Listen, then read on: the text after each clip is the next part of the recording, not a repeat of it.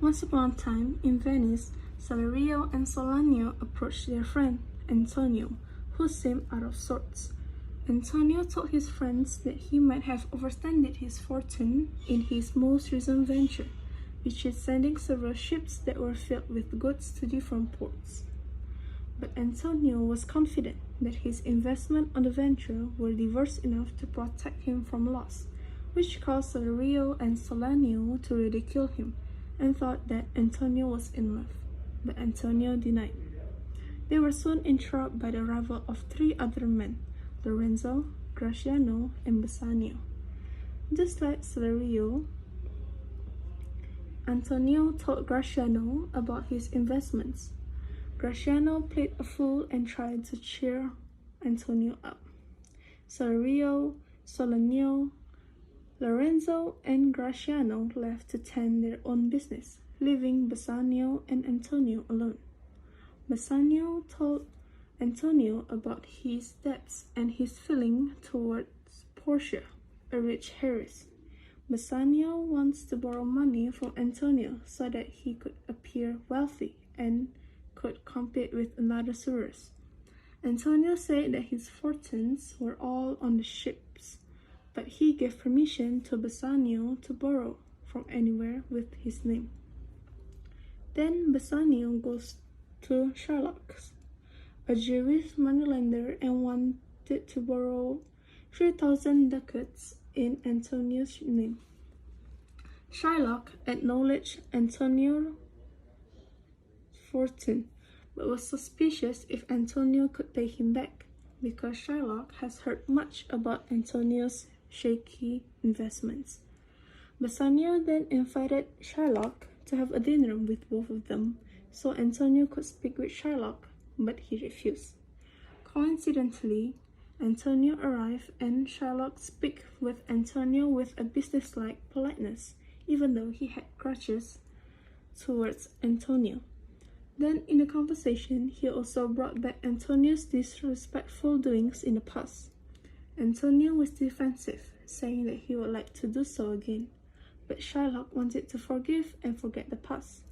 He agreed to lend Antonio the money free of interest, but Antonio must promise a pound of his own flesh to secure the agreement. Antonio agreed to his terms, even though Bassanio protests. At the party in Portia's house, where all suitors gathered, including Bassanio, were shown 3 caskets that has their own riddles, and who chose the casket with Portia's portrait got to wed her. Bassanio chose the right caskets and could marry Portia. Meanwhile, Shylock's daughter, Jessica, was sick of her father's overprotectiveness and went to marry Lorenzo, Antonio's friend. When she left the house, she took all jewelries, which later angered Shylock. But Shylock, overjoyed when he discovered that Antonio's ships were all drowned and he couldn't pay Shylock back. Shylock could take revenge of Antonio's wrong by collecting the flesh written in their contract. Shylock and Antonio appeared in front of the Duke of Venice to settle their contract. Shylock demanded fulfillment of the contract, but Antonio felt that it was pointless to argue with Shylock. The Duke hoped that Shylock could show Antonio some mercy, but Shylock told them that he didn't have such plan. Then the Duke invited Dr. Bellario and Balthazar, who was Portia in disguise. Portia tried to ask Shylock to show mercy, but he stayed unmoved. When Shylock approached Antonio with a knife, Portia stopped him and told him that the contract allowed Shylock a pound of flesh, but it didn't allow Shylock to drop any blood. Since it was impossible to take his pound of flesh without dropping any blood, Shylock then was found guilty, commit murder against a citizen of Venice.